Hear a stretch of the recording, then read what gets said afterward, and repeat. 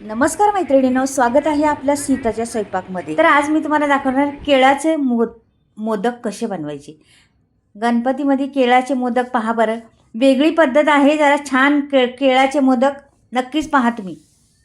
तर इथे मी आता पहिलीच गोष्ट एक वाटी भरून रवा घेतलेला आहे, तो भाजणार आहे. पहिली ही स्टेप करायची आपल्याला. हा रवा छान असा मस्त भाजून घ्यायचा, एकदम भारी.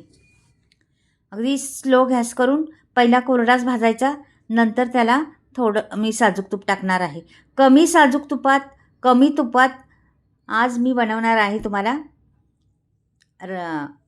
केळाचे मोदक. तर केळाचे मोदक कसे 2 चमचे मी साजूक तूप टाकलेले आहे तेव्हा आता रवा भाजण्याकरता, आणि छान खरपूस त्या तुपात भाजून घेणार आहे मी.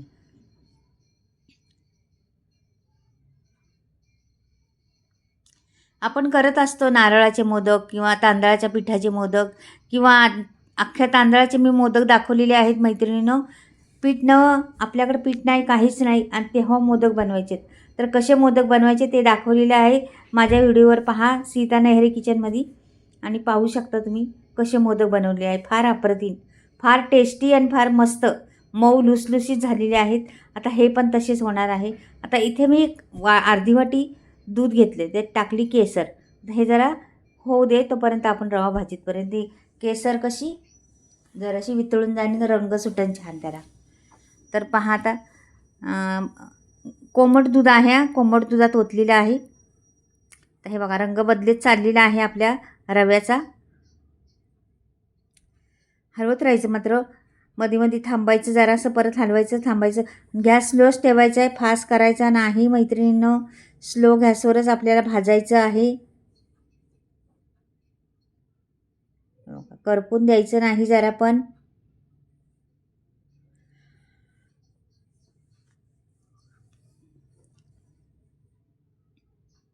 छान असं भाजून घ्यायचे आपल्याला पहा.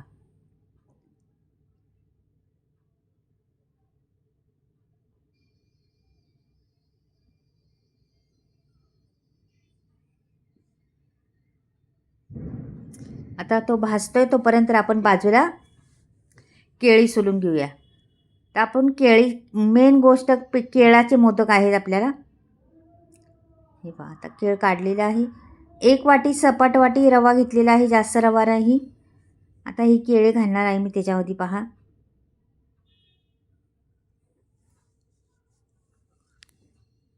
चमचा घ्यायचा, आणि चमच्याला असे काट्यावाला चमचा घेतला ना, छान बारीक होतात केळी. ही 2 केळी टाकते आता.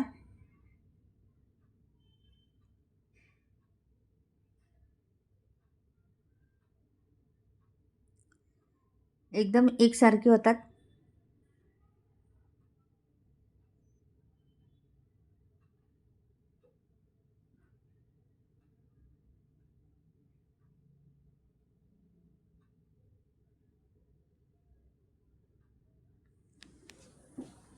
आता ही केळी आहेत नाही, ही केळी आपण केलेली आहे लगेच टाकायची का, की नाही तर ती बाहेर ठेवली ना तर काळी पडतात. आपण एकदा सोलली ना केळी तर लगेच थोड्या वेळातच टाकून द्यायची त्याच्यात, नाही तर लगेच काळी पडतात बघा.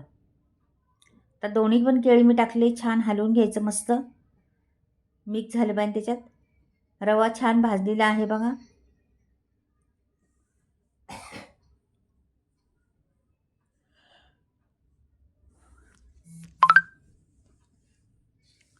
आता हे दूध टाकलं होतं ना आपण, केसर टाकून ते दूध टाकलं तेवढं अर्धी वाटी. आता मी तिकडे बाजूला केलेलं आहे साखर अर्धी वाटी, आणि त्याच्यात विलायचे 4 विलायच्या टाकून वाटून घेतलेल्या आहे. अख्ख्या 4 विलायच्या होत्या. अर्धी वाटी साखर, 1 वाटी रवा, अर्धी वाटी साखर, का की गोड असतात केळी म्हणून कमी साखर टाकायची. अर्धी वाटी दूध, अर्धी वाटी साखर, आणि 2 केळी घातलेली आहे आता.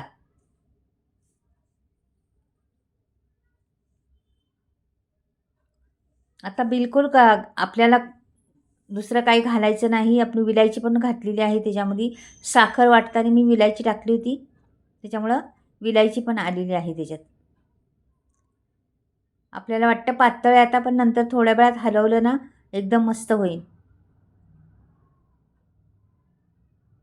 आणि हे मोदक 8 ते 10 दिवस टिकणारे मोदक आहेत. म्हणजे बाप्पाच्या दिवशी कधी पण तुम्ही बनवले, तर पहिल्या दिवशी जरी बनवले ना, लास्ट दिवसापर्यंत हे मोदक राहणारे आहे. म्हणून नक्कीच बनवून पहा. बाप्पासाठी नैवेद्य म्हणून बी होईन आणि कोणी पाहुणे आले तर त्यांना बी वाटायला होईल. सर्वच काही होईल. अशी केळीचे मोदक बनवून पहा एकदा. प्रत्येक वेळेस तेच मोदक, नारळाचे मोदक किंवा गव्हाच्या पिठाचे मोदक करतो आपण. पण ह्या पद्धतीने पहा एकदा.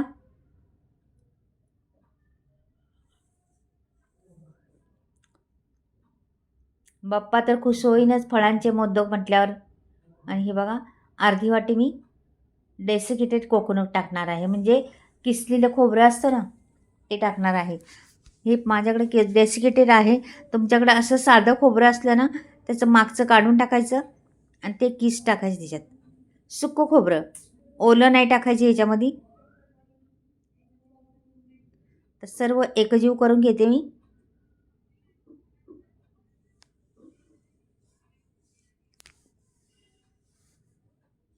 कोरडं व्हायला लागले पहा आता एकदम. आपल्याला कोरडंच हवी ते.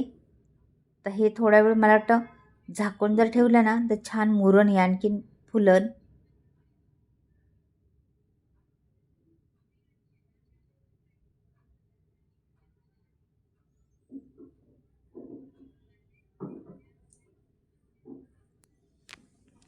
मस्त मोकळा झालेला आहे आपलं सारण. मग त्याच्यामुळं टिकतं, हे मोकळं होईल ना तेवढं टिकतं भरपूर. कोणी आलं पाया पडायला गणपतीच्या वेळेस किंवा गौरीला, तर हा एक मोदक दिला तरी पुरेसं आहे.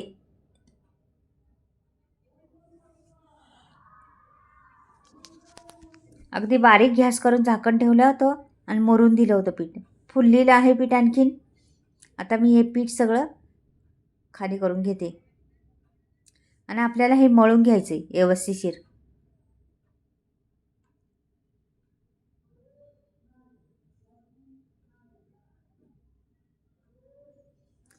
हे पहा किती छान झालेलं आहे ना. आता आपण ताटात ओतून घेऊया. तर ताटात ओतायचे आपल्याला, ह्याचा चांगला गोळा करून घ्यायचा. आता पीठ मळतं तसं.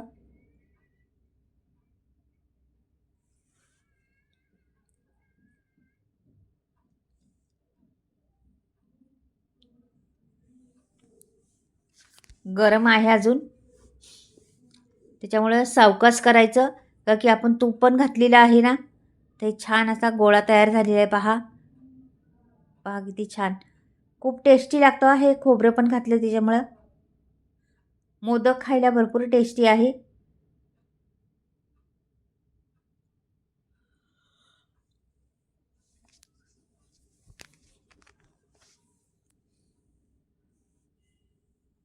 आता मी साचा घेते, तुम्हाला दाखवते. साच्यामध्ये बनवणार आहे मोदक. 3 इंच साचा आहे माझ्याकडं. आता हे पहा. तर तुमच्याकडं काय ड्रायफ्रूट आहेत ना, ते टाकू शकता.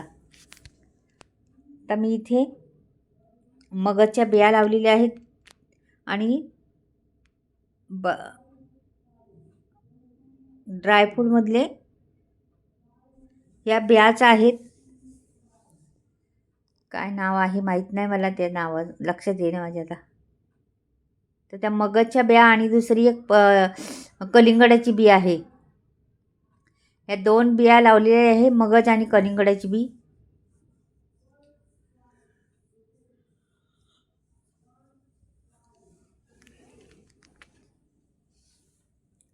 असं दाबून घ्यायचं व्यवस्थिशीर आणि नंतर परत थोडासा गोळा टाकायचा आणि असं दाबून घ्यायचं व्यवस्थित. म्हणजे त्याची नक्षी पण पडती, डिझाईन पडते त्याच्यावरची. आणि सगळीकडचं काढून टाकायचं, मोकळं असतं ते.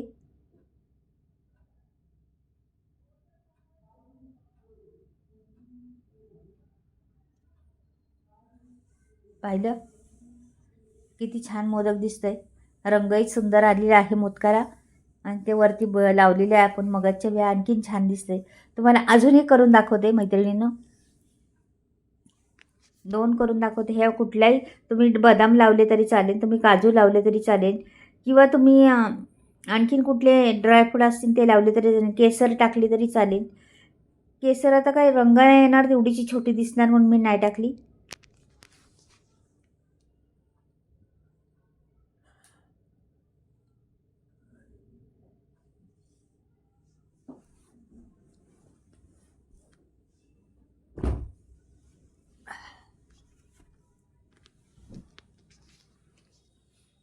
हे पहा दुसरा पीठ तयार झालेला आहे आणि ह्याला वेळ लागत नाही, पटापट होतात.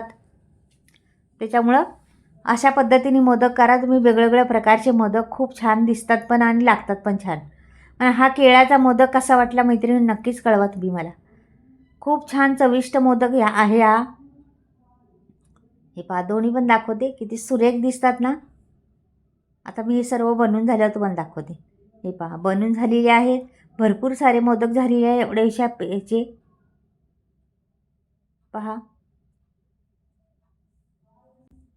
मस्त मोदक तयार झालेले आहे, रंगही फार सुंदर आलेला आहे, सुरेख मोदक बनलेले आहे. नक्कीच बनवा.